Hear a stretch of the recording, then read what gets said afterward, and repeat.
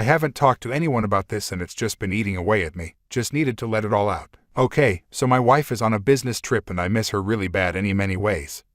Though very much so sexually. I don't like to masturbate to porn because of my beliefs. However, I am a visual kind of guy and it's hard to get off on fantasy alone. I remember that she had said she had nude pics of herself on her dead laptop. She did warn me that these were for another guy and that there were pics of him on there too. I figured I could handle this, and decided to go digging for the pics using special recovery tools I have. So I find the pics and like she said there was one of him on there. Now this guy was a married man going through a divorce when she met him. When I met her she was sorta seeing him and I became the other man to the mistress of a married man, kinda weird. Anywho, I got curious about their chatting history. So I proceeded to use some specialized software to decode the DAT file of her Yahoo Profiles chat logs. I found several chats with several guys all months or years before we even knew of each other's existence. These chats were pretty explicit. Some were with guys she only met and chatted with online. Some with guys she knew in person. I found some that indicated she had been with 2 guys at once, something she had never told me about. In the chats with the married dude, I found out more information than I care to know about their sexual relationship. He lived a long ways away BTW and she visited him and they had sex. I also found out that she had sex with an acquaintance of ours and screamed the married dude's name when the guy was inside of her. I already hated this acquaintance. Now I hate him more. She had told me early in our relationship that she had been raped by her first HS boyfriend. I of course was just glad she was comfortable telling me and trusted me enough to do so. I didn't ask for details. I found in the chats with her married dude that she wasn't raped vaginally. She was still a virgin when it happened, but rather anally. She told her BF she wasn't ready and so he anally raped her. She never told me this. We had tried anal before and she was nervous about it though she suggested it. And now it makes sense why she was nervous. Had I known I would probably never have agreed for fear of bringing up traumatic memories. I read a lot of the chats, but ended up stopping because I was getting sick to my stomach due to the thought of some other guy being inside of her. I know this is stupid because this was all way before we met, and she had told me about some things but didn't go into detail. Though I also at one point said that I didn't really want to know or hear about her past encounters, just kinda made me uncomfortable. I was a virgin when I met her, so I don't really have any past experiences to worry about. She was the second girl I ever kissed. And the second ever BJ. She also did tell me about the 2 guys incident in person.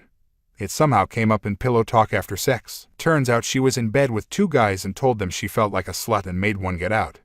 He watched while the other had her. Again, I know this is stupid of me but I can't stop thinking about her and some other dude going at it. I realize this is my own feelings of inadequacies and that it is my own problem.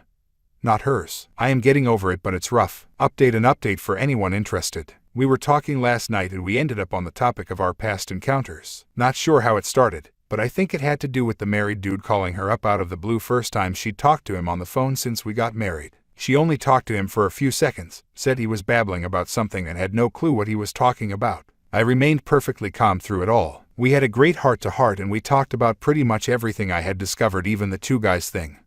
Better explained, I didn't tell her I already knew. Just let it come from her. I did let her know about my insecurities and fears that I won't be good enough or something. She assured me that has no grounds in reality. I even asked her why she ended up choosing me over the person she was already involved with. She explained that right off the bat she could tell that I could love her more and be a better man that she needed than he could. Because of his broken heart for his soon-to-be ex-wife, she knew that he could never give her the love that I could. He never loved her with the same passion. This was great to hear as well and was a great self-image booster. It was a great night. We spent hours just talking. The whole thing was very intimate and we both feel much better for having talked about it all. Thanks everyone who had constructive and honest advice. Sometimes the best advice is the most honest and hardest to hear. Fiancé 28 male wants to end our relationship because I 27 female didn't choose him first.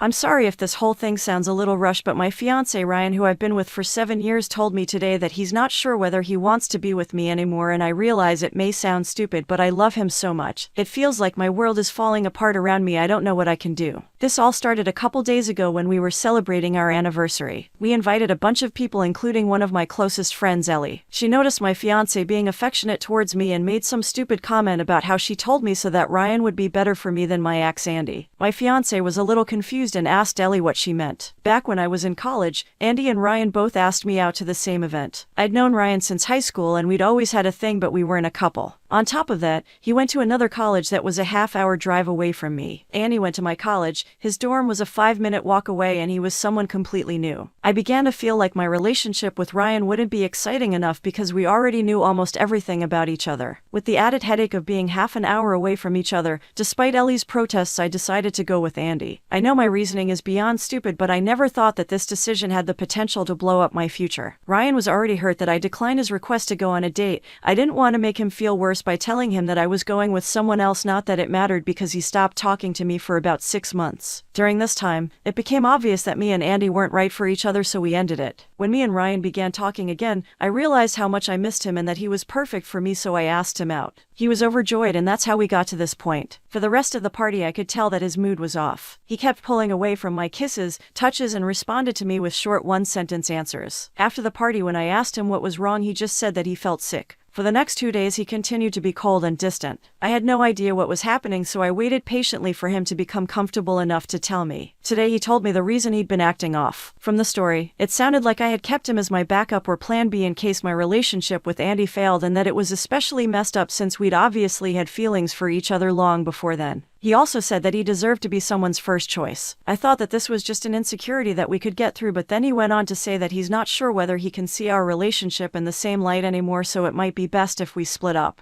I pleaded with him that we don't need to take it that far and that we should go to counseling or even just live separately for a few days while he thinks about whether this is what he actually wants. So far, he hasn't said anything except that he absolutely refuses to go to therapy. I can tell that this is weighing on him heavily because he's been drinking more than usual, but I don't know what to say to make him feel better. We've had a beautiful relationship. He's never been overly jealous or possessive, and although neither of us are perfect, I couldn't ask for a more loving, respectful, intelligent, and charming soon-to-be husband. I don't understand how all of that could come to an end for a foolish mistake that I made 7 years ago. I don't know exactly what I'm looking for by posting on here, but if anyone has any advice, please let me know.